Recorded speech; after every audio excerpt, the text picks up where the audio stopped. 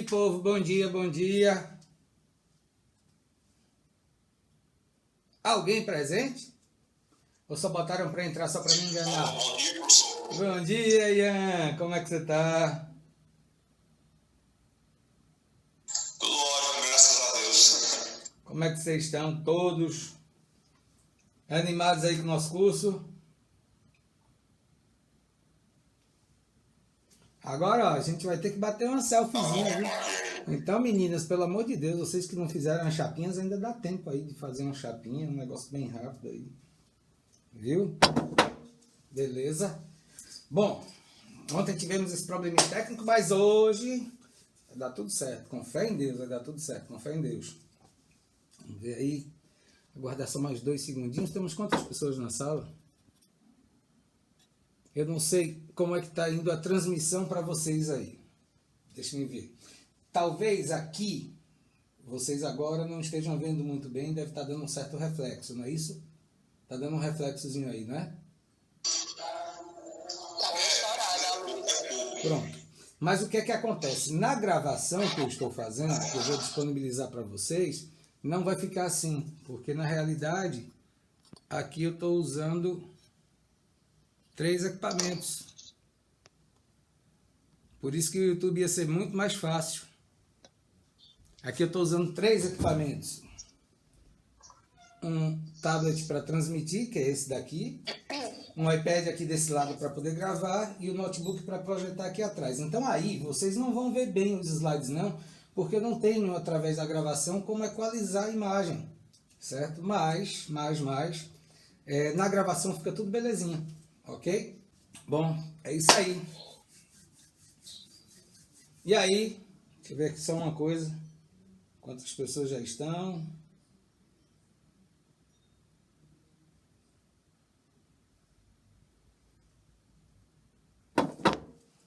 Ó, mais um. Eu tenho que ficar atento com esse negocinho do chamado, porque é muita coisa para poder prestar atenção ao mesmo tempo. Bom, vamos começar a nossa brincadeira, que é para a gente poder... Olha. Para a gente poder dar continuidade, e vamos começar a nossa brincadeira. Quem foi que entrou? Já temos, como é que eu faço para ver? 17, olha só, 17 alunos, que maravilha. Que coisa boa. 18 agora. Cadê? Vamos lá. Vamos lá. Bom dia de novo, meu povo. Todo mundo animado. Agora eu queria estar vendo, era os rostinhos de vocês aqui, aquelas imagens, me dá uma inveja quando eu vejo, quando eu olho aí nas gravações, quando eu vejo as reuniões do pessoal por aí, todo mundo coloca aquele monte de fotinhos, assim, de retratinhos ali. Eu digo, mas rapaz, comigo fica todo mundo se escondendo da câmera. Queria ver se a aula fosse presencial, que era o que vocês iam fazer. Se iam todo mundo de capuzinho para dentro da sala de aula, viu? Mas não, vamos embora. Bom, primeiro que tudo, eu agradeço sempre a Deus por nos dar essa oportunidade de estarmos vivos, né? Nesse momento tão complicado que está a vida de todo mundo. Estamos vivos, estamos com saúde e estamos podendo trabalhar, olha que coisa maravilhosa, estudar, fazer tudo que nós gostamos de fazer. E agradeço a vocês, coordenação da nossa instituição, claro, a nossa direção, mas principalmente a vocês que confiaram e que estão confiando que a gente pode fazer um bom trabalho aqui nas férias. Todo mundo podia estar aí descansando, podia estar roubando, matando, mas não, estou estudando. Então eu agradeço demais a vocês por isso, por estarem aqui, por dedicarem seu tempo ao nosso curso de férias. Processo Civil 1. Não se espantem não. Tenho muito que conversar com vocês sobre Processo Civil 1. Vocês vão se assustar um pouquinho, porque se vocês já observaram, já deram uma lida na nossa ementa, que eu passei ontem para vocês, que eu passei a ementa, passei os primeiros slides e tudo isso, vocês devem estar olhando assim, poxa, mas é tudo tão parecido à teoria geral do direito, é tudo tão parecido à teoria geral do processo. Processo Civil 1, teoria geral do direito e TGP são 2 disciplinas propedêuticas, né? Elas são assim meio que introdutórias, elas vão introduzindo vocês ao processo especificamente. Teoria geral do direito, você tem aquela noção muito ampla sobre o direito, sobre tudo. Teoria geral do processo, você já começa a analisar todo o processo de forma, mas só que de uma forma mais abrangente ainda. Aí quando você entra em processo civil 1, você praticamente deixou para trás, mas não por completo, você está só tirando o seu pé, você está só tirando o seu pé da teoria geral do processo e chegando, ou da teoria geral do processo, e entrando de forma mais específica. A partir de Processo Civil 2, que é a disciplina dos sonhos de todo professor, Processo Civil 2, todo mundo adora, todo mundo gosta de Processo Civil 2, porque você começa a ter mais acesso à legislação, você sai um pouco mais da questão doutrinária, da questão conceitual e começa a trabalhar um pouco letra de lei seca. Ó, gente, letra de lei seca, prestem atenção.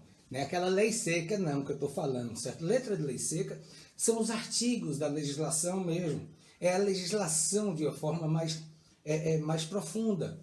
Aí, mais uma coisa boa, a gente chegando. Então, essa é a nossa cadeira de processo civil. A gente vai fazer essa transição.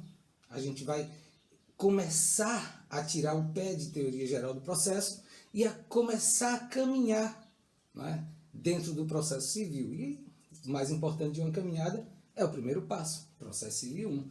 Nossa ementa, como eu mostrei a vocês ontem, é uma ementa curtinha. Está aqui no nosso material, eu sempre vou estar botando. Cada vez que a gente for eliminando um assunto, eu vou riscando ele daqui para a gente ir tendo o controle do que foi ministrado, certo? E se vocês observarem, é uma disciplina curtinha. Aí começa com conceito, natureza jurídica, do processo civil, fontes do direito. A gente vai matar tudo isso daqui a pouco, rapidinho. E outra coisa, por favor, lembra que eu falei para vocês, ó. Eu gosto de dar aula, mesmo que ela seja gravada, eu gosto de ministrar aula, ou ao vivo, assim, online aqui. Eu gosto de ministrar aula como se a gente estivesse em sala de aula. Então, se alguém tiver alguma dúvida, se alguém quiser fazer algum comentário, contar algum fato, contar alguma história, passar uma experiência de vida, experiência de estágio, experiência do que for, tirar uma dúvida, qualquer que seja, pode interromper. Ativa o microfone, fala. Se ativar somente as mensagens de texto, eu talvez não veja, porque eu tenho que ficar me desdobrando aqui em 3 para poder mandar essa aula para vocês, tá certo? Então pode falar, interrompe e fala, faz como se estivesse em sala de aula. A gente tem que agir naturalmente, perfeito? Vamos lá, mesmo diante disso tudo, agir de forma bem natural. Então hoje, o que é que a gente vê hoje? A gente vê hoje conceito, natureza jurídica do direito processual civil e fontes do direito, que faltou aí, do direito processual civil, certo? E a gente começa como? Deixa eu ver aqui. Mais um, cadê? É pequenininho esse negócio para poder apertar, para aceitar. E a gente começa falando um pouquinho sobre a história do direito processual no Brasil. Nosso curso ele é muito teórico. Essa parte de processo civil 1 é muito teórico. O início de processo civil 2 também é muito teórico. Questões mais práticas a gente começa a partir da segunda unidade de processo civil 2, onde tudo se torna um bocado mais dinâmico, certo? Ok? Então vamos lá, sejam todos muito bem-vindos aí, os que estão chegando agora, e vamos lá. A norma processual no Brasil, historicamente falando, ela vem desde as ordenações reais, né? Que começaram lá em 1446, não foi 1946 não, 1446, quer dizer, antes da descoberta do Brasil, 1500, né? 22 de abril de 1500, com as ordenações afonsinas, depois, já 21 anos depois do Brasil descoberto, as ordenações manuelinas, né, desses reis, e posteriormente, 1603, as ordenações filipinas. Agora, observem,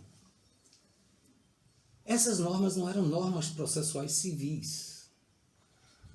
Essas normas eram normas, eu dou essas paradinhas aqui que é para poder chegar bem perto e enxergar, né, e apertar o botãozinho para poder adicionar o participante. Essas normas não eram normas processuais civis. Isso é história do direito processual no Brasil, porque elas já tratavam de processo como um todo, e na realidade tratavam muito de processo criminal, muito mais criminal. O processo civil não era ainda uma coisa regulamentada, uma situação ainda regida diretamente, não. Isso aí demorou um bocado. Aí depois nós tivemos o regulamento de número 737, né, que foi já em 1800 1889, isso aí é. Não, perdão, 1850. 1850.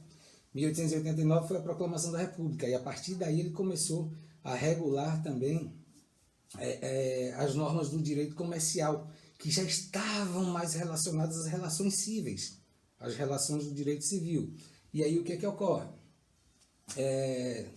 A partir daí, ficou de 1889 até 1939. Olha um tanto de tempo sem nenhuma regulamentação do direito civil, sem nenhuma regulamentação das questões cíveis, das relações interpessoais e das relações pessoa-empresa, dessas regulamentações do direito civil. Nós ficamos sem nada o tempo inteiro.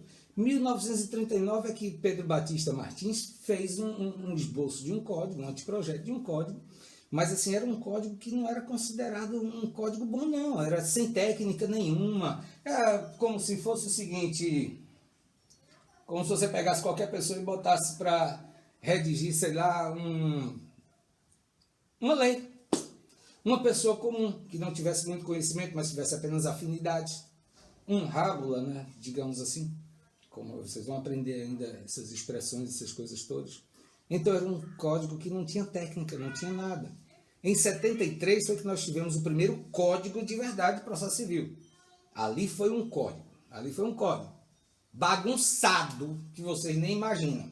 Foi um código que nasceu e sofreu quase que diariamente alterações. Porque se não tivesse muitas alterações, a gente estava lascado. Porque era burocrático.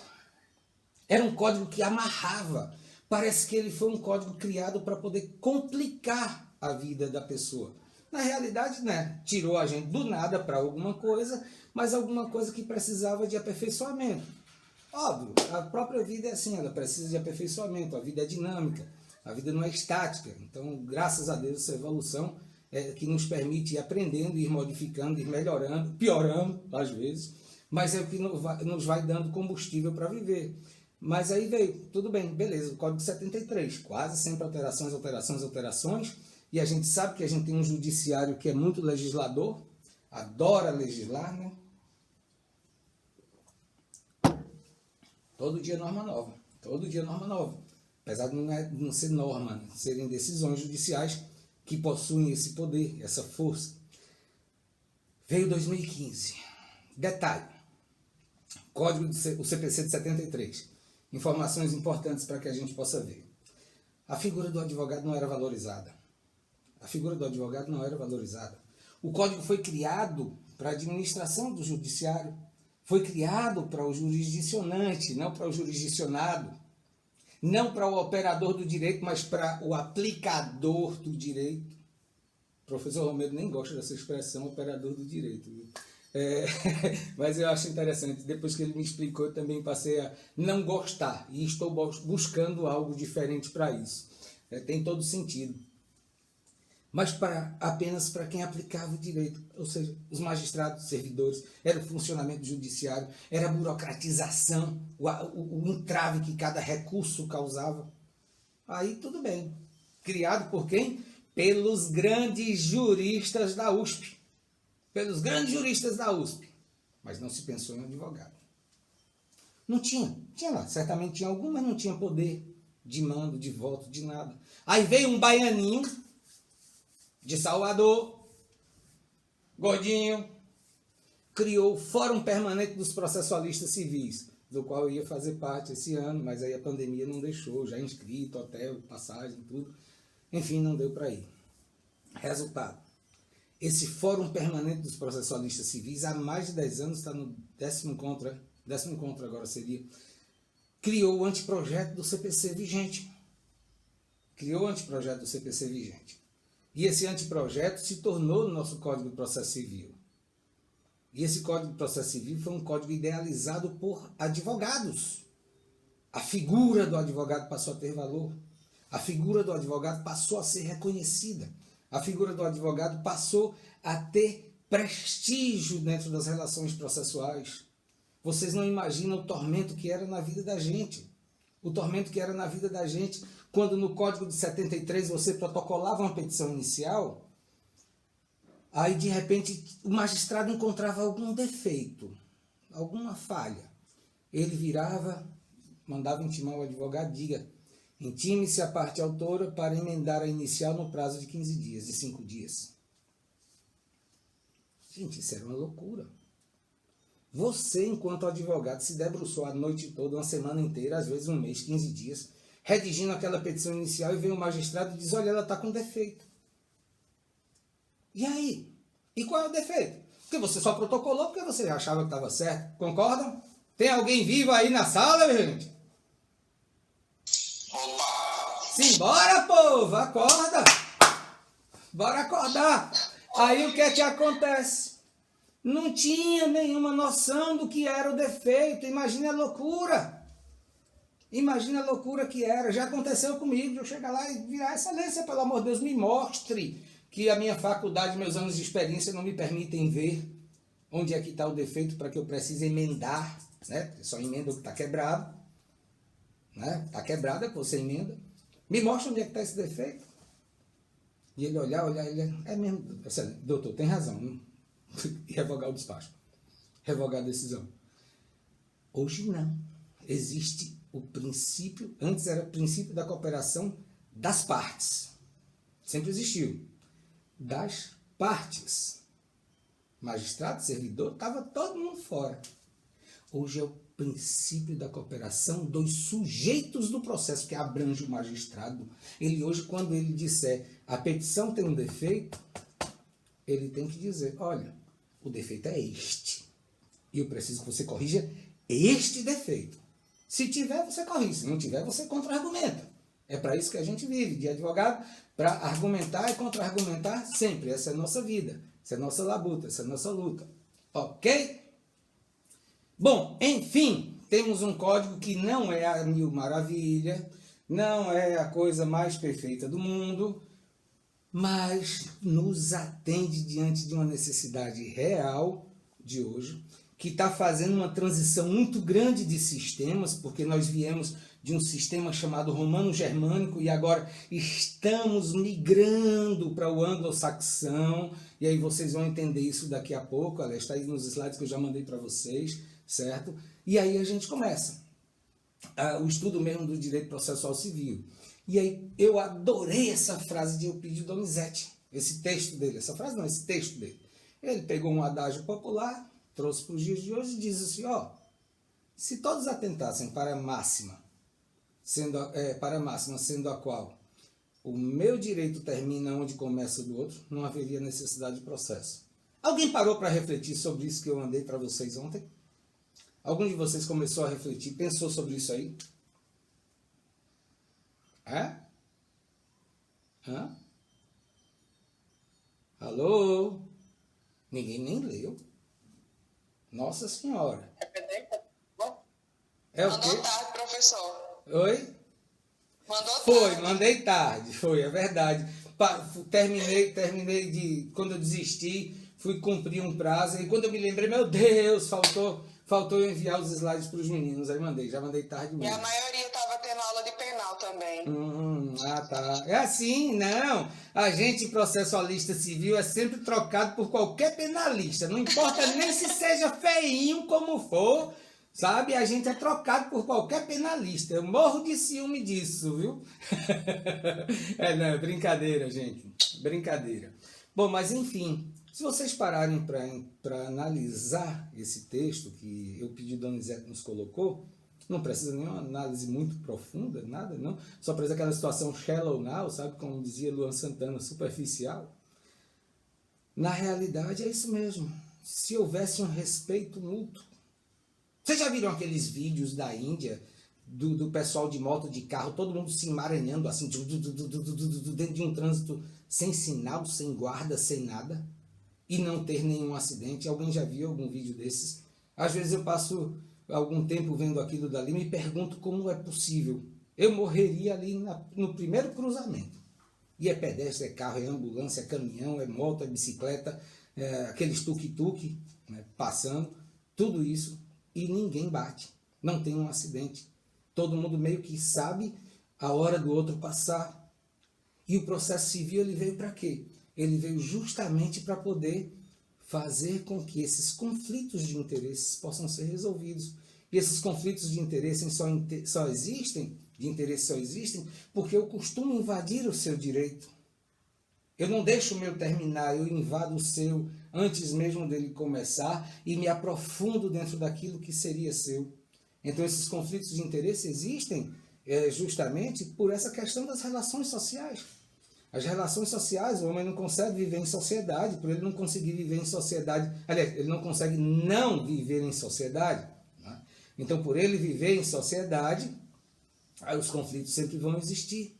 Mesmo quando a gente está aqui, estamos aqui, acho que quase 30 pessoas, né, ao todo. Eu não tenho certeza, não agora dentro da sala, mas eu falo dentro do grupo, dentro da turma, eu perdi as contas. Quando passou de 23, eu perdi as contas de quantos se matricularam. Mas mesmo nós aqui que estamos com um objetivo, focados num só objetivo, temos ainda a possibilidade de ter algum conflito de interesse. Imagina só quando nós temos pensamentos e situações divergentes dentro da vida de cada um. Não é verdade? Beleza? Uma vez que a gente já se aprofundou demais e falando, como Belchior dizia, deixando a profundidade de lado, vamos começar o que nos interessa de fato. Depois de tanto falar, agora que vem a introdução, misericórdia, Senhor. No que se dividem essas teorias todas? Nós temos a teoria geral do direito, né, que vai disciplinar todos os conceitos jurídicos fundamentais e tudo mais aí. Já está acabando, já estamos no 6º slide de 20, que é meia hora acabou nossa aula, não acredito não. Vou falar até mais devagar, que é para poder dar tempo da gente conversar um bocado. E ninguém me interrompe, me interrompam, por favor, para a gente fazer a coisa ficar linda. Então nós temos a teoria geral do direito, né, que é a disciplina que vai regular todos os conceitos jurídicos e fundamentais diversos, de todos os ramos do direito, né, dos diversos ramos do direito. E temos também a teoria geral do processo, que é o que vocês acabaram de estudar, TGP. A teoria geral do processo, vocês estão me ouvindo bem? A teoria geral do processo, ela já vai, beleza, ela já vai tratar de forma um pouquinho mais específica sobre a norma processual, mas já vai ser um tratamento. Eu acho que se eu ficar... Peraí, deixa eu dar uma fechada nessa cortina aqui para ver se melhora a iluminação.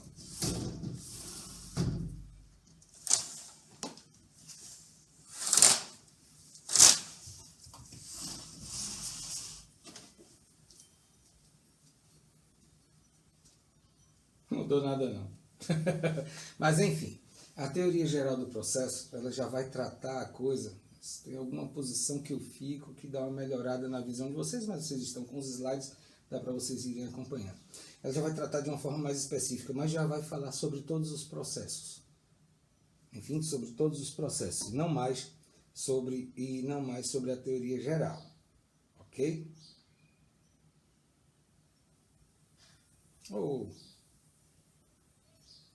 E não mais sobre a teoria geral. Deixa eu ver aqui um negócio...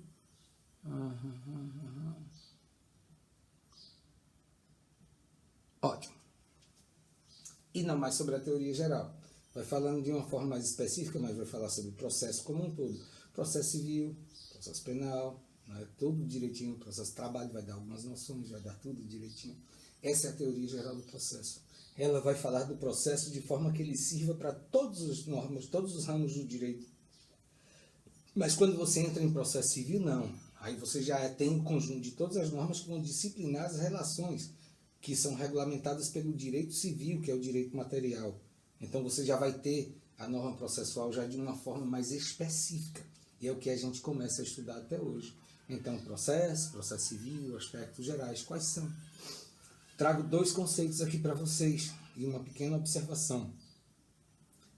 Didier, ele fala que o processo pode ser, aí eu vou ler conceito, né? Eu vou ler, não tenho a obrigação de ter conceito decorado na cabeça, não. Quem tiver uma memória dessa, por favor, me empresta, porque meu HD já está ficando super lotado e eu, como bom motociclista e amante da liberdade, eu prefiro armazenar as imagens de boas viagens, que ainda não tive nenhuma esse ano, nem sei se teremos, do que conceitos. Então, isso aí eu deixo para ler, entender e pronto. E o processo, segundo Didier, ele diz o seguinte: pode ser compreendido como método de criação de normas jurídicas, ato jurídico complexo, procedimento e relação jurídica. Por que ato jurídico complexo? Porque é um conjunto de vários atos simples. Quando você pega um ato complexo, isso aí vocês vão aprender em Processo Civil 2, de uma forma mais específica, não nos interessa muito para cá esse conceito. Quando você pega vários atos jurídicos, por exemplo, a audiência de instrução e julgamento, ela é um ato jurídico complexo, porque ela é composta por vários e vários atos jurídicos simples. Ouvida de testemunha, ouvida das partes, produção de prova, impugnações, um monte de coisas. Então, são vários atos jurídicos simples que compõem um ato jurídico complexo. Já Donizete, ele diz o seguinte: olha, deve-se entender o direito processual civil, em letras maiúsculas, ele bota assim mesmo, isso aí está ipsilíteres, como a disciplina que estuda um complexo de normas que regula o exercício da jurisdição civil. Complexo esse chamado de direito processual civil, com letras minúsculas. Incumbe ao direito processual civil disciplinar o poder e dever dos juízes, os ônus e faculdades das partes e seus respectivos procuradores, bem como o regramento dos atos processuais. Ok? Então, a norma processual civil, ela trata de regulamentar tudo isso, e até muito mais, porque ela adentra até, existem normas, por exemplo, apesar de ser um direito público, a norma processual, ela é uma norma de direito público, mas existem normas de direito privado dentro do direito público, como também, claro, dentro do direito material, que é o direito privado, que é o direito civil, existem normas de direito público, como, por exemplo, as normas que regulamentam o casamento. É uma norma de direito público dentro do direito material. E aqui a gente tem que, processualmente, o Brasil hoje adota um sistema de multiportas. Alguém pesquisou o que seria esse sistema multiportas? Alguém deu uma olhadinha? Ou já teve aula sobre isso? Não, professor. Vamos resumir? Vamos comentar bem um pouquinho o que é o sistema multiportas? O sistema multiportas, ele vira assim e diz o seguinte: olha, você não só tem o processo para poder resolver os seus problemas. Você não só tem o processo, a ação. Você não só tem o exercício do direito de ação, de mover um processo, de mover uma demanda para poder resolver as suas questões, os seus dilemas, as suas questões jurídicas, para poder fazer valer o seu direito. Você possui vários outros caminhos. Um deles, e principalmente, seria, por exemplo, os meios consensuais de resolução de conflitos. Você poder se socorrer de um conciliador, de um mediador, sem precisar tornar a coisa, o bem da vida, litigioso. Então você tem várias portas. Você não só tem o caminho processual. Você não só tem a norma processual para você poder seguir. Aliás, não a norma processual, você não só tem a ação processual, o processo para poder seguir. Então você tem vários caminhos que você possa se utilizar, inclusive dentre eles o sistema os meios consensuais de resolução de conflitos. Você tem, por exemplo, o juizado especial cível. A gente diz, bom, mas no juizado especial cível não é justiça? É. Só que quando vocês estiverem lá em processo 5, infelizmente já não será mais comigo, a não ser que eu retorne depois, que passar, se houver um concurso eu passar, porque eu vou ter a quarentena de 2 anos a partir de dezembro, a partir de janeiro. Lá em processo 5 vocês vão estudar juizados especiais. Eu espero que o professor fale sobre isso. Juizado especial não é somente uma esfera, um meio judicial de se resolver as situações. O juizado especial, pela Constituição de 88, foi criado na realidade com o intuito de evitar-se a judicialização das ações e não somente de abraçar aquelas causas de menor complexidade e de pequeno valor. Não é tanto que se chama juizado de pequenas causas, né? Muita gente assim chama, limita a questão da competência pelo valor da causa, quando não é. Não sei se você sabia, mas vamos supor que, se me ver aqui 2 nomes, Lucas e Mara tenham um problema. Lucas e Mara têm um problema.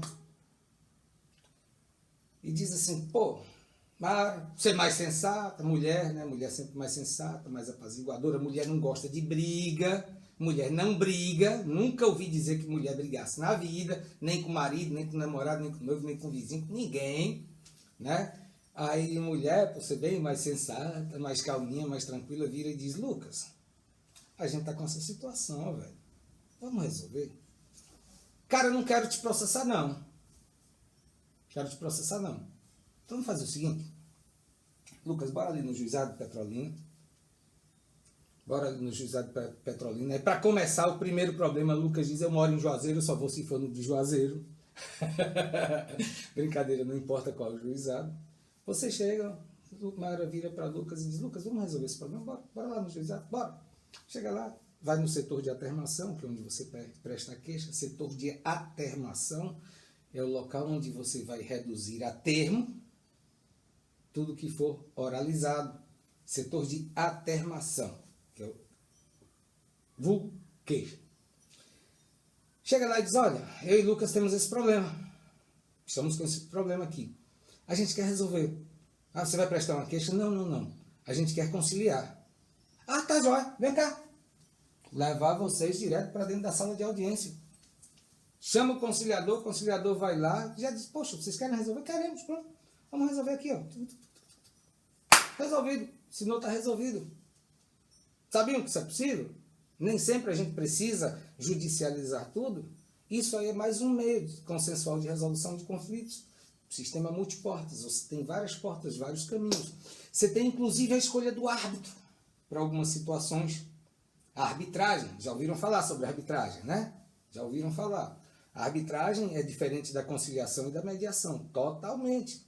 A arbitragem é resolvida totalmente fora do poder judiciário.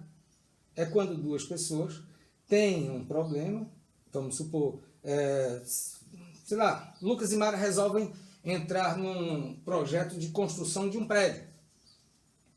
Aí já chegam lá no contrato que fizeram entre eles, ó.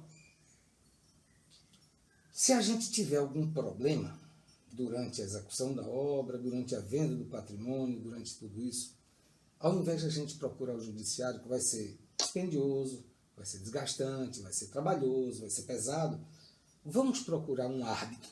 Vamos eleger desde já um árbitro para que ele possa resolver esse nosso problema. Bora! Aí o que é que vocês fazem? Elegem um árbitro. Se surgir algum problema, vocês vão se socorrer daquele árbitro para que ele possa resolver aquela situação, sem precisar ir para o judiciário. E, inclusive, se tiver a escolha de arbitragem e alguma das partes resolver se socorrer do judiciário, a outra pode alegar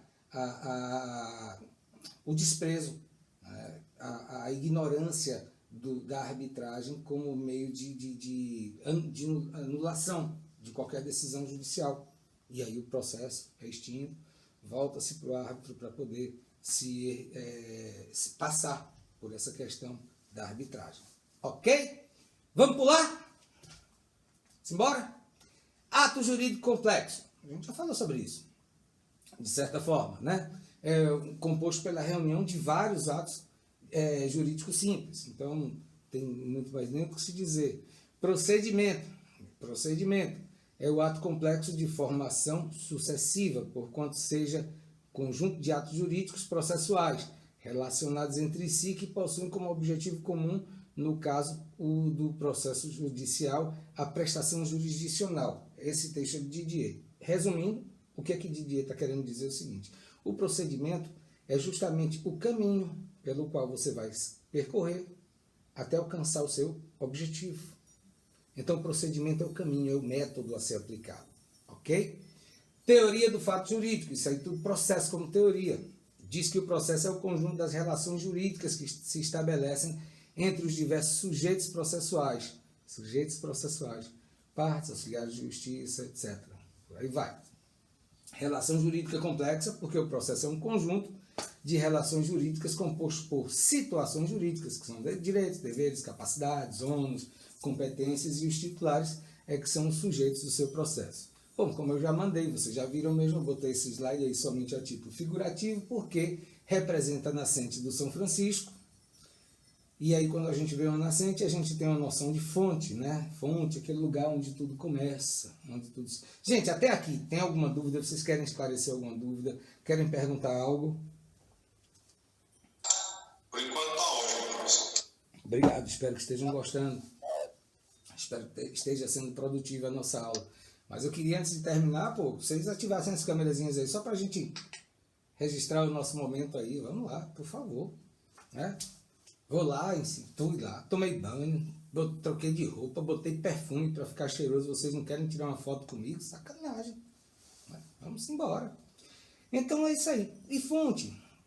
A fonte vem do latim fons, fontes, né? Que significa nascente de água. Nascente de água mesmo. Quando se fala em fonte, no latim, o fons, o fontes, já significava isso, a nascente de água mesmo. Ok? É aquele lugar onde tudo começa, onde tudo se origina. Eu trago esses textos aí para vocês e Alexandre Chances Cunha, ele diz, olha, são fontes do direito. As leis, costumes, jurisprudência, doutrina, analogia, princípio geral do direito, equidade. Certo? Só que temos um detalhe muito importante. Nem sempre foi assim. Apesar da doutrina já considerar que jurisprudência, por exemplo, era uma fonte do direito, e jurisprudência não é lei, né? E a fonte principal que a gente tem é a lei. Só agora, no Código de 2015, é que essa celeuma toda foi resolvida. E a jurisprudência passou a, de fato, ser considerada como uma fonte do direito. Por enquanto, era somente a briga dos doutrinadores em colocarem isso como sendo aceito no meio jurídico. E aí era e não era, e o direito, você sabe, o direito comporta discussões, e por comportar discussões, a gente tem que, cada um entende de uma forma, graças a Deus, né?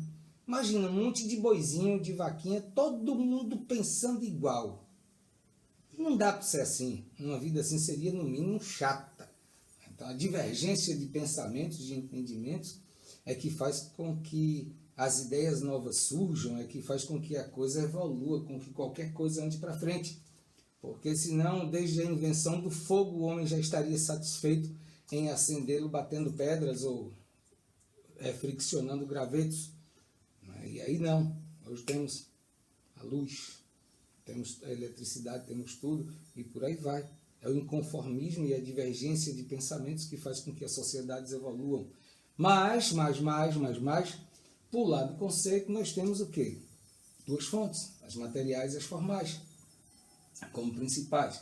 E aí, fonte material, diz o seguinte, não é outra coisa senão o estudo filosófico ou sociológico dos motivos éticos e dos fatos econômicos que condicionam o aparecimento e as transformações das regras de direito. Ok? Fonte material relaciona-se com os fatos sociais, políticos, históricos, culturais, econômicos que influenciam na criação da norma jurídica. Então, quando a gente fala em fonte material, a primeira ideia que a gente tem é o seguinte, gente. Lembram lá? IED? Fato, valor e norma? Vocês estão lembrados disso? Esqueçam disso nunca. Fato, valor e norma. É o pontapé inicial, é o primeiro passo para o surgimento de uma norma jurídica. Por quê? O fato acontece, a sociedade valora e o Estado normatiza. É assim que funciona a coisa. Então, são essas relações sociais que são, digamos, a inspiração para a criação de uma norma jurídica. São essas relações sociais. Elas são o que, de fato, importam para a criação das normas. Então, a fonte material do direito, ela está muito relacionada às relações interpessoais, às situações econômicas, às condições de um povo para que elas possam ser regulamentadas. Ok? Continuando, sempre que tiver uma setinha assim, tá? Vermelha, verde, azul, amarelo, não importa a cor, ela vai estar tratando de alguma observação que é considerada importante. Certo? Esse Dimitri Dimoulas, acho que deve, como me parece francês, deve ser Dimitri Dimoulas. Talvez. São considerados fontes materiais todas as autoridades, pessoas, grupos e situações que influenciam a criação do direito em determinada sociedade. Então, corresponde justamente àquilo, ao valor que a sociedade dá a um fato social, aquela análise daquele fato social. Então, as pessoas são fontes materiais porque elas ajudam no processo legislativo ao analisarem, ao valorarem os acontecimentos sociais. Perfeito? Fontes formais. As fontes formais do direito são aquelas tidas como primárias, diretas ou imediatas. Né? Cada ordenamento possui as suas. Cada ordenamento vai possuir as suas fontes formais, né? Que vão servir de embasamento para as normas que precisam ser criadas para regulamentar aquelas situações. Então, e aí continuamos dizendo que possui esse nome justamente porque dá forma ao tratamento que a sociedade dá ao valor, ao atribuir os valores, a determinados valores em determinadas épocas.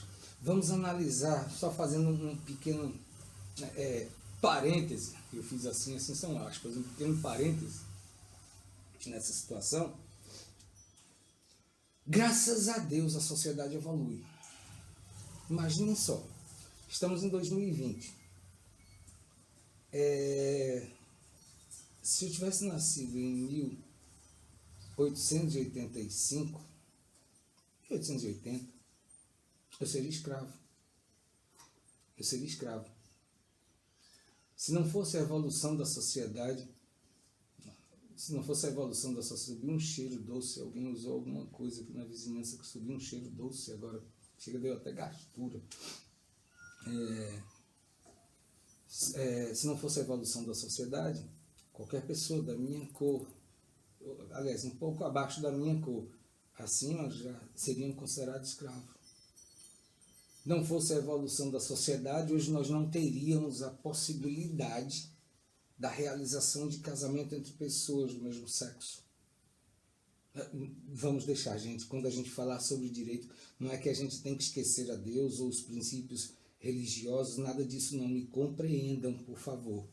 Mas a gente tem que lembrar de uma coisa, o próprio Jesus, quando veio ao mundo, ele disse, dai a César o que é de César e a Deus o que é de Deus. E isso aí era em questão de tributos, que sempre foi uma coisa questionável desde os primórdios até hoje em dia, né? O homem ainda faz o que o macaco fazia, e então temos que entender também outra coisa que ele disse, olha, eu não vim aqui para destruir a lei, eu vim aqui para cumprir. Então o próprio Jesus, que é o fundador, digamos, ele não é o fundador, mas ele foi a inspiração para o surgimento do cristianismo, que ele não era cristão, ele era judeu, foi ele quem ele disse, olha, eu vim aqui para cumprir. Então, mesmo em se tratando de coisas de Deus, a gente tem que ter respeito à lei do homem, porque se vocês estão lembrados, né, no justnaturalismo, em tese, para escrevermos uma lei, temos que ter uma certa inspiração divina. Então, quando eu falo essas coisas, por favor, entendam como uma análise fria da lei, certo? Sem nenhuma defesa de princípios religiosos ou doutrinários ou nada disso, certo? Enfim, então nós não teríamos essa possibilidade. Graças a Deus o homem evolui. Então, quando se fala sobre uma fonte formal, a gente está querendo dizer o seguinte, olha, em dada época, a sociedade valorou aquela situação dessa maneira. Vamos trazer um exemplo? Até a década de 50, nos Estados Unidos, um homem preto, uma mulher preta, não poderia frequentar determinados lugares, por mais que isto que fosse, a não ser que ela tivesse por alguma razão galgado algum posto, alguma situação assim. Mas a sociedade evoluiu. E olha que estamos falando dos Estados Unidos, um país que ainda é altamente racista. Né? Racismo é uma coisa que existe, ninguém tem como negar, escondida, mas existe. Hoje já não mais pode haver esse tipo de vedação. Na África do Sul, colonizada pelos ingleses, os brancos andavam de um lado e os pretos andavam do outro, distantes, não poderiam se cruzar de maneira nenhuma. Vejam que coisa absurda. Graças a Deus a sociedade muda. Com o passar do tempo, passou-se a avaliar que formalmente aquela situação não poderia mais existir. Foi a forma como a sociedade passou a valorar uma determinada situação. Eu estou usando somente isso, mas se vocês forem analisar, tudo na vida foi assim, é sempre assim. Então, deu para a gente compreender isso aí, né? Ok? Sobre as fontes formais. Ótimo! Ah, sim, vamos lá. Tem uma observação importante que eu quero falar aqui para vocês, que está aqui no finalzinho. Didier ele nos diz o seguinte, olha, fonte formal é, por outro lado, o meio pelo qual a norma se revela à sociedade. Essa é a fonte formal. Mas o que é, por que eu botei o artigo 5º, inciso 2º da Constituição? O artigo 5º, inciso 2º da Constituição, ele nos diz o seguinte, apesar de tudo isso, nós somos um país legalista, nós somos um país positivista, que acreditamos e vemos a norma como escrita. O artigo 5º, inciso 2º da Constituição nos diz o quê? Alguém lembra aí? Não vale pescar, não.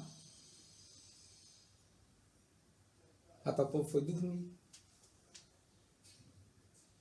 Qual inciso, professor? Segundo,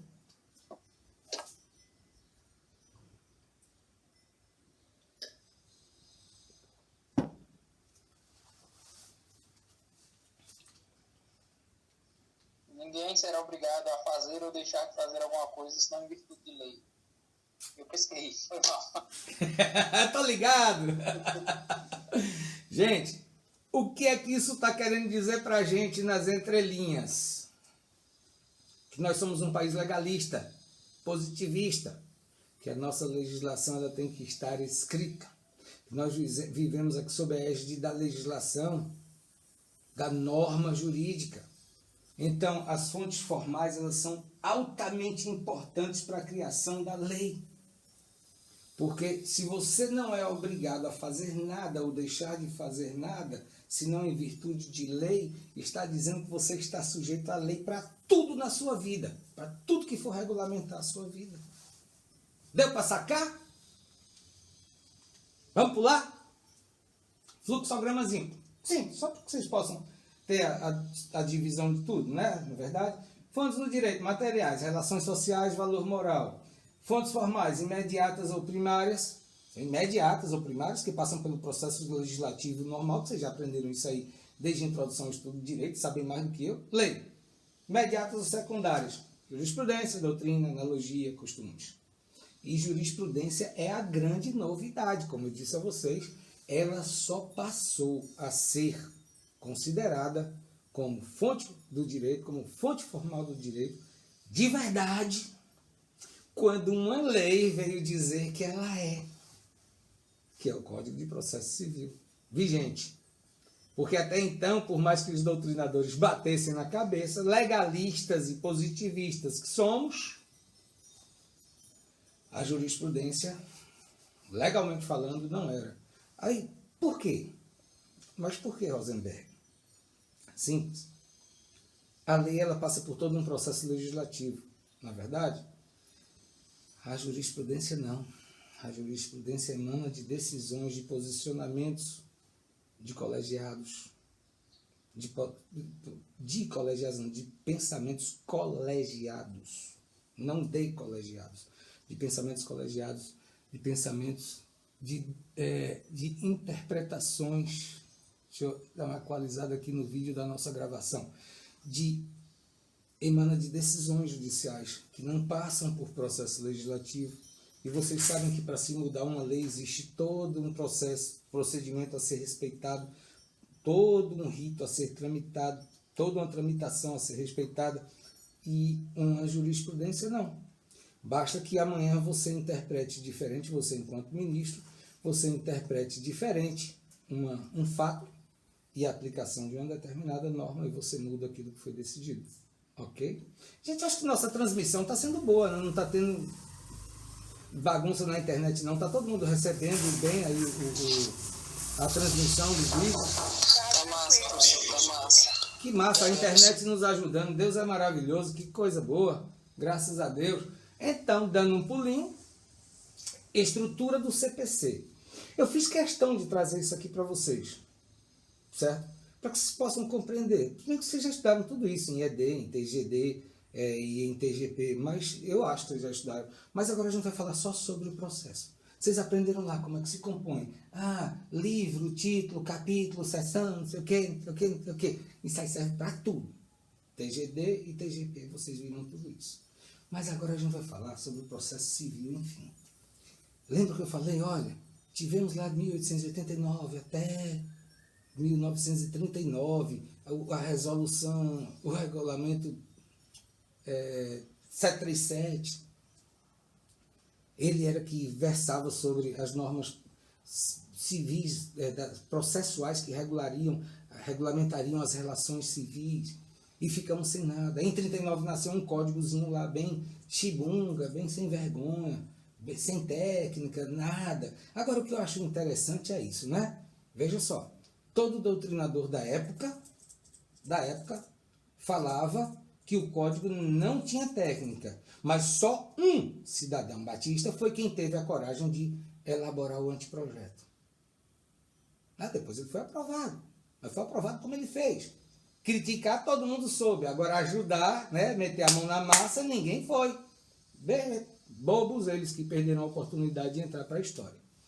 Então, enfim, aí vem o Código de 73, que eu falei para vocês, olha, era um código que regulamentou, resolveu um problema, mas ele, sabe, já nasceu velho, o nosso também, não é essas mil maravilhas não, mas, meu Deus, dá de 1000 em tudo que já tivemos até hoje.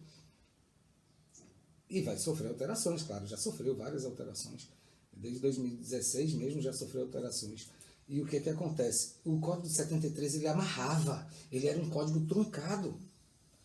Parte de recursos, meu Deus, vocês não têm noção de como era um processo dentro de um tribunal. Era embargos de embargos, de embargos, de embargos, de embargos. Vocês já devem ter ouvido falar isso aí em alguma reportagem, né? Em alguma reportagem, só que isso aí é relacionado ao direito penal. Mas era embargos, de embargos, de embargos, de embargos, de embargos. Acabou com tudo isso. Processo dentro do tribunal, ó. Anda! Não tem como você travar, não. No máximo, embargo de declaração, agravo interno, aliás, agravo interno e embargo de declaração, e morreu por ali. Se você quiser, você move as outras ações que são oriundas dentro do próprio tribunal. Mas acabou com isso aí. Deu essa destravada na vida da gente, na vida de nós advogados, de nós partes, de nós sujeitos do processo. Certo? Graças a Deus. E aí o que tem? O Código 73, ele trazia esse travamento todo. O CPC de 2015, não. Ele veio lá e, 3 partes. Só. Acabou. Temos uma parte geral. Por quê? Nessa parte geral a gente precisa regulamentar todas as situações que são relacionadas ao processo. Nós temos que trazer uma regulamentação para tudo isso. Então fala sobre os princípios do processo civil, sobre as normas e fundamentos do processo em si, no livro 1. Aí essa parte geral, ela se divide, que horas são? São 11h20, né? Estamos em qual slide? Só faltam 5, tá acabando. Então dá pra gente resolver isso rapidinho. Apesar que eu comecei, né? Mas desculpem aí. A gente tem 6 livros dentro deles e eles todos bem divididos. Livro 1 vai trazer as normas gerais sobre o processo. Começa lá no artigo 1º dizendo que o processo vai ser regulamentado pelas normas constantes naquele código e desde que respeitem a Constituição. Artigo 2º, falei artigo 1, artigo 1º. Artigo 2º começa dizendo, fala sobre o início do processo, sobre o nascimento, certidão de nascimento do processo, diz, olha, o processo começa com a iniciativa da parte e se desenvolve por impulso oficial. Essa parte do impulso oficial não é verdade não, viu? Mas também não é mentira não. Mas é porque se você não estiver lá fazendo seu trabalhinho de formiguinha, pedindo andamento de processo, não sei o quê, instigando e provocando, às vezes ele pode ficar esquecido lá, né? Afinal de contas, é processo demais para juiz e servidor de menos. Ok? E por aí vai. Então, essa é o livro primeiro. É o livro 1 do Código de Processo Civil. Livro 2, ele traz a principal inovação, né? Como eu disse para vocês. Por quê? Porque ele vai tratar sobre função jurisdicional, regras de competência da jurisdição, competência interna, atos de cooperação internacional e nacional. E o que são esses atos de cooperação internacional e nacional?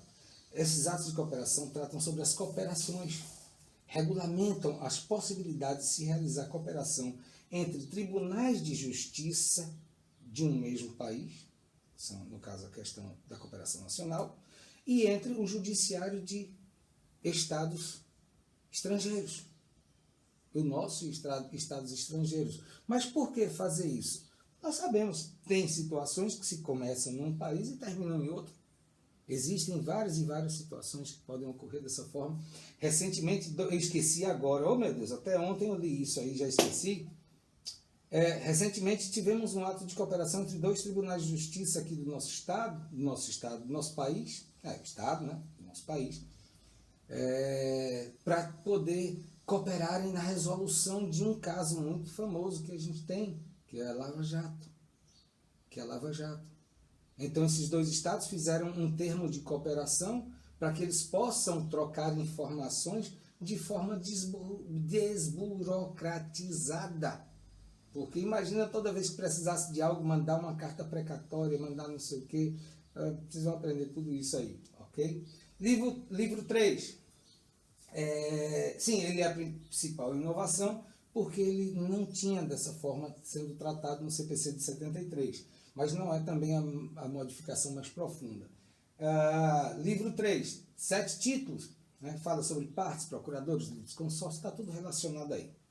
E o principal de todos, a maior observação que eu posso trazer para vocês agora, fala sobre os juízes e auxiliares de justiça, advocacia pública, certo? Defensoria pública, mas o mais importante de todos está aqui, ó. Defensoria pública. Vocês estão ligados, pelo menos para mim, não é que eu sou um cara bonzinho, não. Mas assim, eu só faria concurso, não fiz, mas eu só faria concurso para 2 coisas na minha vida. Eu gostaria até de ser delegado, que era para sair dando pipoco para cima. Não, gente, brincadeira, Deus me livre, odeio armas. Odeio armas. Nem de brinquedo. Mas assim, 2 concursos que eu faria na minha vida. Não pensei no passado em fazer, talvez eu pense no futuro. Professor, esse daí é inquestionável, foi um sonho que se transformou em um objetivo de vida. E Defensoria Pública, por quê? Defensoria Pública, uma forma, mas aí eu trabalharia como se eu fosse um defensor privado, um advogado privado. A Defensoria Pública, na minha ótica, é uma forma de você ser remunerado fazendo bem, atendendo a quem precisa. Desde que você atenda, de fato, como deve ser atendido, né? A gente sabe que muita gente busca tanto o sonho do serviço público e quando entra se acomoda, esquece do que passou, não lembra de onde veio, não pensa nos problemas alheios. Mas a gente deve lembrar que o servidor público é aquele que é remunerado para servir ao público. Por isso ele é servidor. Ok? Bom, enfim. E a Defensoria Pública, em razão, em função dessa importância social que ela possui, enfim, ela está recebendo dentro do nosso Código de Processo Civil vigente a devida valorização que ela merece. Hoje ela é equiparada ao, cadê você? Ministério Público. Vê que massa. Foi uma super, hiper, mega valorização da Defensoria Pública. Então esse daí é um ponto importantíssimo no livro 3 que a gente tem. O livro 4, né, fala sobre forma, lugar, comunicação dos atos processuais. Assim, deixa eu dizer uma coisinha aqui para vocês. Tá, isso aqui tudo não importa muito, tá bom? Desse livro 3 a gente vai ver litisconsórcio, intervenção de terceiros. Do livro 4, nós vamos ver tudo isso aqui, sabe onde? Em processo 2. Do livro 5, tutelas provisórias em processo 5, que é o 8º período, tutelas provisórias e juizados especiais. E a inovação que a gente tem aqui, claro, né? Apesar de ser uma menção muito modesta, mas o livro 5 fala também sobre o processo judicial eletrônico. E livro 6, ele trata sobre formação, suspensão e extinção do processo, que é também um assunto de processo civil 2, certo? Beleza? Segunda parte especial que a gente tem, São 3 títulos apenas. Vocês estão vendo a enxugada que deram? Nós tínhamos 1.700 e tantos artigos no CPC antigo, se eu não me engano. Eram 1.700 e tantos. Hoje temos 1.000 e alguma coisinha, menos de 1.100. Menos de 1.100. E o último, quase que ninguém lê a última parte. Agora, é essencial, viu? Eu trabalho muito ela em processo 5. Livro 1, né, 3 títulos, fala sobre processo de conhecimento, cumprimento de sentença, né, instaurou o processo de conhecimento, instaurou o procedimento de conhecimento único, que é o procedimento comum. O que era que a gente tinha antes? A gente tinha procedimento comum, procedimento sumário, procedimento ordinário, essas coisas, ninguém fala mais sobre essas coisas. Nós temos hoje o procedimento comum e os procedimentos especiais. O procedimento comum é o que vocês vão estudar em processo 2, do início ao fim. Paf! Procedimento comum. Espero que seja comigo. Vou ficar muito feliz em ter vocês, porque eu adoro o processo 2. E o que é que ocorre? Sim, instaurou o procedimento comum. Certo? Tirou aquela questão daqueles procedimentos sumários, procedimento ordinário, procedimento não sei o quê. Não, agora é um procedimento só. O processo começa ali com uma fase que vai direto no conciliador e a outra vai direto para o magistrado. Resolveu-se.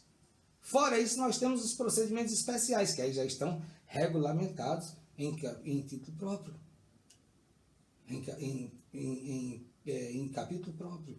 Então, fez essa divisão e acabou com o travamento dos processos. Livro 2, trata sobre processo de execução. E o livro 3, que é processo civil, é o que vocês vão estudar em processo civil 3, trata sobre os recursos, enfim, processos nos tribunais e os meios de impugnação das decisões judiciais. Por último, sobre as divisões do nosso código, nós temos as disposições finais e transitórias. O que é que ocorre? As disposições finais e transitórias, elas trazem ainda a possibilidade de aplicação de normas do CPC revogado. Acreditem ou não. Qual é essa situação? Vou dar um exemplo. É a aplicação do artigo 273 do CPC de 73 aos casos dos juizados especiais cíveis. Por quê? Em 73 nós tivemos o Código. Em 95 nós tivemos a norma dos juizados especiais. De lá para cá, ela teve algumas regulamentações, mas todas por orientações vindas, por decisões vindas, enunciados vindos do FONAGE, que é o Fórum Nacional dos Juizados Especiais. Não tivemos uma alteração da lei. E aí veio o CPC de 2015, que rebate muitas coisas daquela situação, de todas aquelas situações constantes da Lei 9099 de 95. Então, ele diz lá, nas disposições finais e transitórias, olha, os processos dos juizados especiais, até que venha uma lei nova para regulamentar o juizado especial, que eu acredito que já deve estar vindo a qualquer momento por aí, e que vai simplificar ainda mais os procedimentos, até que venha uma lei nova, as normas do artigo 273 do CPC de 73 continuam sendo aplicadas a ele. Perfeito? Então, para isso servem as disposições finais e transitórias. Acabou o nosso Código de Processo Civil. Bem enxuto. E nada complexo. Basta atenção. Ok? Sistema de precedentes. Eu resolvi trazer isso para vocês. Importantíssimo. Nós estamos numa fase de transição muito boa, muito grande. Como eu falei para vocês, nós viemos de um sistema, nós ainda estamos nele, né? Mas fomos muito arraigados e hoje essas raízes estão se soltando e se fincando em um outro terreno, em um outro lugar, para que a gente possa... Gente, temos 22 pessoas na sala, que felicidade. Enorme. Estou muito feliz aqui, quero ver as carinhas de vocês daqui a pouco. O que acontece? Nós estamos nessa fase de transição, vindo de um sistema romano-germânico, né? Toda a legislação baseada no direito romano e no direito alemão. Os grandes pensadores, vocês se lembrem disso aí, de ED e de filosofia do direito, por aí vai. Os grandes pensadores juristas. E hoje nós estamos nos encaminhando para o sistema anglo-saxão. Que maravilha! Que maravilha! E por que falar sobre precedentes agora, Rosenberg? Isso aqui é um assunto que vocês vão estudar na realidade em Processo Civil 3, quando vocês estiverem tratando sobre recursos, sobre essas questões todas. Mas os precedentes eles já vêm sendo mencionados desde o processo civil 1, para que vocês possam ter na cabeça a importância dele. É tanto que no próprio livro de Eupídio Donizete, que é de onde eu tirei parcialmente esse texto, ele trata em uma lauda e meia, em uma folha e meia, certo? Ele não dá nem 2 folhas completas, porque é somente introdutório, é somente para que vocês possam tomar conhecimento. Mais da frente ele aprofunda mais, os livros se aprofundam mais sobre isso. Não sei se vocês estão recordados, se alguém gosta de... Todo estudante de Direito adora assistir filme, né? Eu ainda gosto, eu adoro, eu também sou estudante de Direito. Todo mundo gosta de assistir filme norte-americano. E aí eu não sei se vocês já observaram, quando alguém tem que mover alguma medida judicial contra alguém, chega lá e diz: vou acionar esse caso segundo o caso de fulano contra Bertrano. Kramer versus Kramer. Ok? Segundo o caso de fulano não sei, contra não sei quem. É o que é que aconteceu. Houve uma situação análoga àquela no passado, e ela foi julgada de uma forma favorável ou desfavorável, mas aquele julgamento, por ser o primeiro naquele sentido e por ter sido o inicial, por ter sido o primeiro, ele se tornou um precedente, porque ele precede a todos os demais. Então, o precedente significa dizer o seguinte: olha, eu vou decidir de acordo com aquele precedente, eu vou decidir de acordo com aquele precedente, eu vou acionar de acordo com aquele precedente. Você quase não usa artigos de leis nos Estados Unidos, no sistema anglo-saxão, claro, obviamente, Inglaterra também. Você quase não usa artigos de lei, você usa precedentes para poder embasar, fundamentar as decisões, para que haja, sabe o que? Uma uniformização das decisões judiciais. Gente, vocês não têm noção. Vou fazer agora 18 anos de advogado. Vou contar mais 2 de estagiário e 20 anos de profissão, de militância. Eu sei que não parece, eu pareço ter 25 anos apenas, mas tudo bem. E vocês não sabem o quanto é complicado. Você pega 2 processos idênticos, isso acontece muito, principalmente na Justiça do Trabalho. 2 funcionários são demitidos, te contratam, você move os 2 processos e, diante da escolha do juízo natural, cada processo cai numa vara diferente. Um juiz desce o cacete naquela condenação da empresa e aplica uma indenização lá em cima. Não estou falando indenização por dano moral, não. Reconhece os seus pedidos, expõe o seu entendimento, faz tudo, e o seu cliente sai de lá feliz e satisfeito. E o juiz da vara B, ao analisar o seu processo, diz que não, você não tem direito aqui, seu cliente não tem direito àquilo, aquilo outro, e os casos são idênticos. Como é que você explica para o que perdeu que aquele outro ganhou porque o juiz resolveu entender daquela forma? Como é que você dá essa explicação de forma satisfatória? Como é que você vai chegar para ele e dizer assim: ó, não, meu filho, é o seguinte, foi ideia, foi pensamento, cada um pensou de uma forma. Então, os precedentes, eu botei até o artigo 926 do CPC aqui para vocês, nosso primeiro artigo, para a gente começar a entrar no CPC. Eu coloquei ele aqui para vocês vocês possam já ter a noção. O Código anterior tratava somente isso, o dever de uniformização jurisprudencial, certo? Trata somente dessa forma. Mas isso aqui é o princípio dos precedentes processuais, dos precedentes judiciais. Então, os tribunais, olha só, devem uniformizar sua jurisprudência. Não diz que podem, não. Diz que devem. É um comando imperativo. Então, para isso nos servem os precedentes. E o Código vem dizendo: olha, eles têm valor.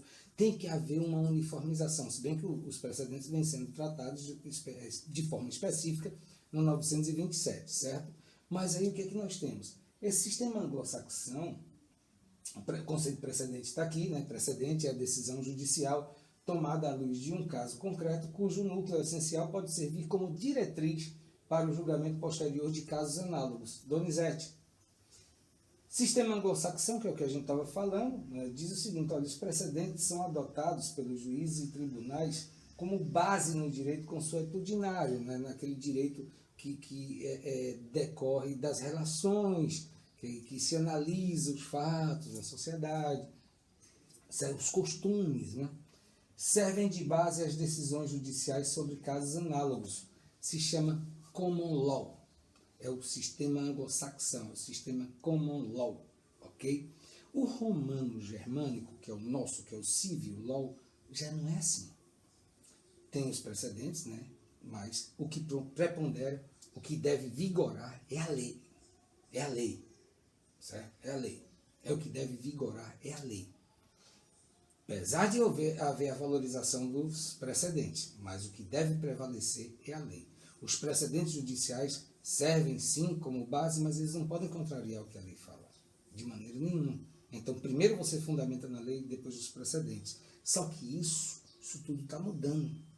Isso tudo está mudando aqui no Brasil. Como eu disse, as nossas raízes estão saindo do solo romano-germânico e sendo fincadas dentro do solo anglo-saxão, para que a gente possa ter aqui o stare decisis, que é justamente a obrigatoriedade do uso dos precedentes. Imaginem o quanto isso vai achatar os nossos códigos, porque vai bastar uma decisão coerente e sensata sobre um determinado fato para que todos os magistrados, juízes, desembargadores, ministros sejam obrigados a seguir. Isso vai ser uma maravilha.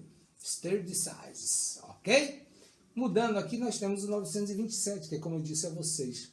Vejam que aqui também existe um outro comando impositivo, imperativo. Os juízes e os tribunais.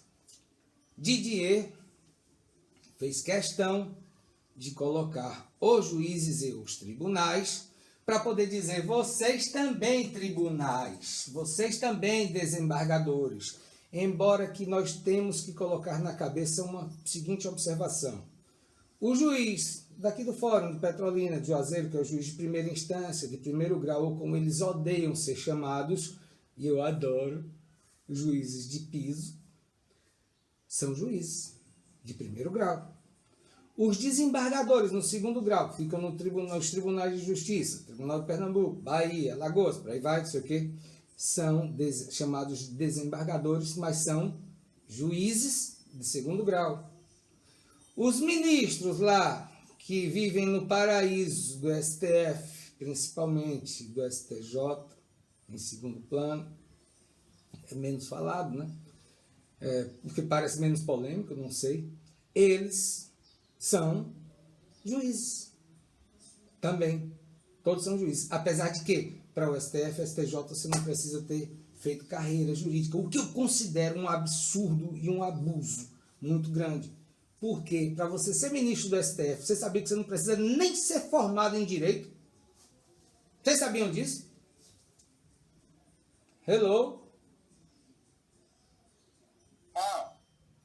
Ave Maria. Não, eu já ouvi falar sobre isso. Pronto, graças a Deus. Alguém me deu sinal de vida. Gente, não me deixa não, eu fico me sentindo um bobo aqui falando sozinho, viu?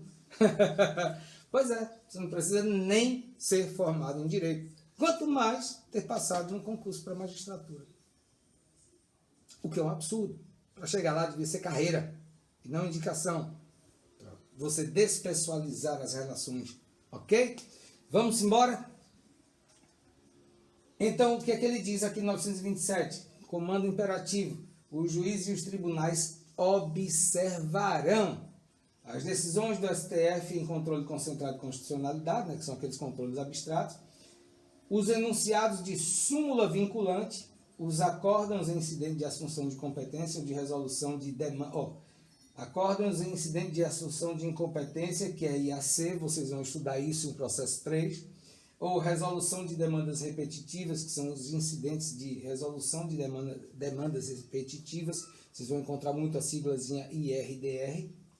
Os enunciados das súmulas do STF em matéria constitucional, do Superior Tribunal de Justiça em matéria infraconstitucional, as orientações do plenário especial aos quais estiverem vinculados. Enfim, os juízes e os tribunais observarão os precedentes. Tudo aquilo que preceder a alguma decisão. Bom, Minos e Minas, finalzinho da nossa aula. Então, agora, como desde o início, a palavra está franqueada, está aberta Gostaria muito de saber de vocês aí o feedback da nossa primeira aulinha online, contando aqui com 22 pessoas, ninguém apareceu para tirar uma fotozinha comigo, né? Mas tudo bem.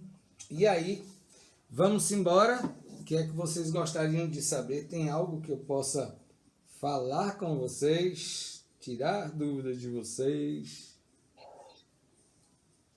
O senhor indica algum livro para a gente ter uma base melhor para as suas aulas? Sim, claro. Pô, gente, olha só. Pra gente ter uma base melhor. Então a base foi ruim mesmo, né? Não! Antes da sua aula... Eu tô brincando. Na realidade, a gente tá brincando, meu bem. Quem foi que falou comigo? Sara, tudo bom, meu bem? Preste atenção, eu gosto muito de brincar. Veja só, Sara. O que é que ocorre? Eu tenho preferências minhas, mas eu não obrigo ninguém a seguir o que doutrinador nenhum fala. E na realidade é isso mesmo, estou brincando. O trabalho do professor é o de estimular a pesquisa.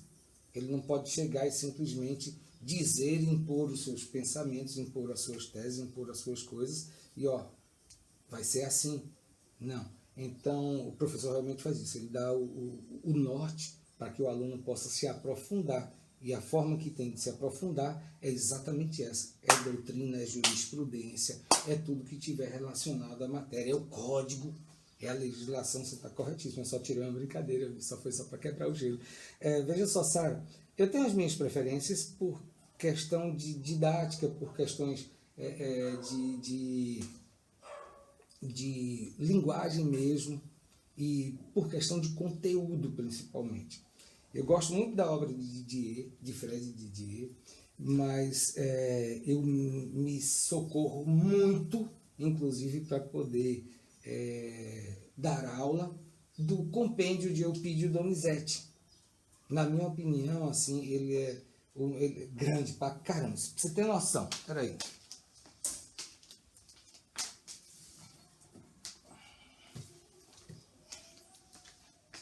Olha só o tamanho da criatura. Olha só o tamanho da criatura. Então, eu gosto muito dele. Eupídio Donizete. Eu gosto demais. Para vocês, eu indicaria que estudassem por esses dois.